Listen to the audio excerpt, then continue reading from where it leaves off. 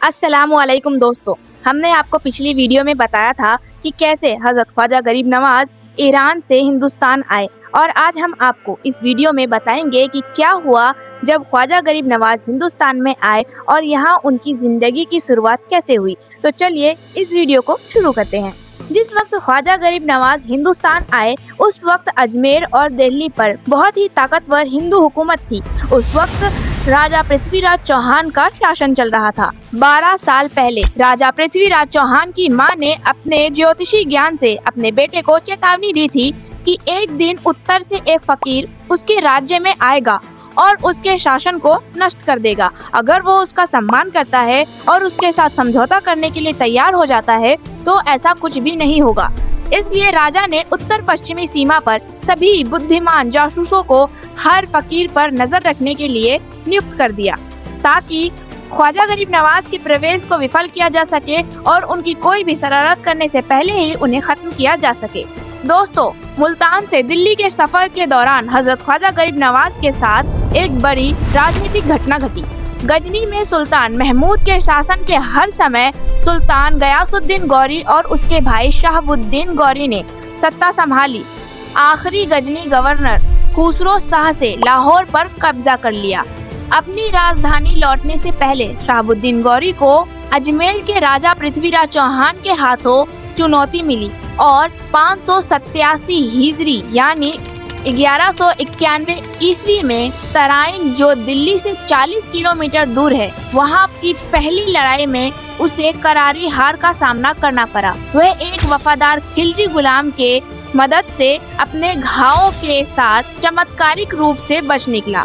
उस गुलाम ने उसे युद्ध के मैदान से अपने घोड़े पर सुरक्षित ले गया। दिल्ली के सफर पर ख्वाजा गरीब नवाज की मुलाकात खिलजी और पठान सिपाहियों से हुई जो शहाबुद्दीन गौरी के हारी हुई सेना में से थे। इन सिपाहियों ने उन्हें चेतावनी दी कि वे ऐसे खतरनाक समय में दिल्ली में जाने का साहस न करें, लेकिन यह हमेशा साबित हुआ है कि ख्वाजा गरीब नवाज ऐसी चेतावनी के लिए बहुत बड़े थे और ऐसे माहौल में मुसलमानों के खिलाफ सभी स्वाभाविक पूर्वग्रहों के बावजूद उन्होंने दिल्ली की ओर हिम्मत के साथ अपना सफर जारी रखा। ये आसानी से अनुमान लगाया जा सकता है कि ख्वाजा गरीब नवाज के दिल्ली में जाने से ऐसे तनावपूर्ण माहौल में उनके और उनके साथ आए 40 खादिमों के हिम्मत और मजबूती की परीक्षा ली होगी। खास तौर पर अल्लाह पर भरोसे का इम्तिहान लिया होगा और हकीकत में कुछ भी उन्हें और उनके मजबूत मिशन को रोक नहीं सका। भले ही उनके आने से दिल्ली के लोग सच में गुस्सा हो गए थे। एक नागरिक प्रतिनिधि मंडल ने राजा पृथ्वीराज चौहान के चचेरे भाई और उनके शासन में दिल्ली के गवर्नर खांडे राव से संपर्क किया और ख्वाजा गरीब नवाज और उनके साथियों को दिल्ली से तुरंत निकालने के लिए आदेश आसानी से प्राप्त कर लिया। लेकिन जो कोई भी आदेश को निष्पादित करने गया, जो भी इस आदेश को मानने गया, वह ख्वाजा गरीब नवाज के आकर्षक व्यक्तित्व, उनके नूरानी चेहरे और उनके प्यारे व्यवहार से इतना आकर्षित हुआ कि उन्हीं का होकर रह गया और उसी वक्त उन लोगों ने इस्लाम कबूल कर लिया।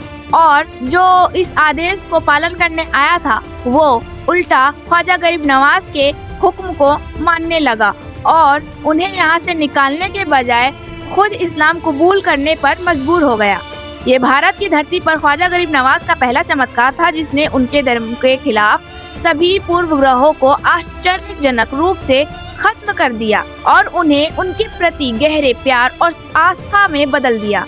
जैसे ही यह खबर पूरे शहर में फैली, लोग बड़ी संख्या में उनके पास आने लगे और बिना किसी हिचकिचाहट के इस्लाम कबूल करने लगे। जब दिल्ली की धरती पर इस्लाम के बीज अच्छी तरह से फैल गए तो ख्वाजा गरीब नवाज ने ख्वाजा कुतुबुद्दीन बख्तियार काकी को यहाँ अच्छे कामों के लिए नियुक्त कर दिया और खुद अजमेर की तरफ निकल पड़े। दोस्तों, जैसा कि ख्वाजा गरीब नवाज की जिंदगी के इतिहास से ये साफ साफ क्लियर है कि ख्वाजा मोइनुद्दीन ने भारत आने से पहले मक्के की 2 बार हज का सफर किया, लेकिन हाजियों ने ख्वाजा गरीब नवाज के अजमेर में रहने के दौरान मक्के की सफर की, जो भारत लौटने पर इस बात का प्रमाण देते हैं कि उन्हें हर साल हज के दौरान मक्के में ख्वाजा गरीब नवाज को देखा गया था। यह असल में उनकी करामतों में से एक था। 700 साल पहले बिना गाड़ी के, बिना किसी आधुनिक परिवहन के उन्होंने यह करतब कैसे किया, यह इंसानी समझ से परे है, एक रहस्य है। फिर भी ये एक ऐसा सच है जिसकी पुष्टि प्रत्यक्षदर्शियों और इतिहास से होती है। हज के दौरान उन्हें अजमेर और मक्के दोनों में देखा गया था। आज की वीडियो यहीं तक। अगर आपको ये वीडियो अच्छा लगा हो तो प्लीज इसे लाइक जरूर करें, अपने दोस्तों के साथ शेयर करें ताकि ये अनकही कहानियाँ ख्वाजा गरीब नवाज की आपके सभी दोस्तों को पता चल सके और लोगों तक पहुँच सके। और मेरे इस चैनल को सब्सक्राइब करना बिल्कुल मत भूलना। मिलते हैं नेक्स्ट वीडियो में। अगले पार्ट में हम आपको बताएंगे कि उनके साथ और क्या क्या हुआ अपने भारत में और अजमेर में उनकी इतनी बड़ी दरगाह कैसे बनी। तो शुरू से आखिर तक हम आपको ख्वाजा गरीब नवाज की सारी जानकारी अपने चैनल पर देंगे, तो आप हमारे इस चैनल से बने रहें। शुक्रिया। अस्सलाम वालेकुम।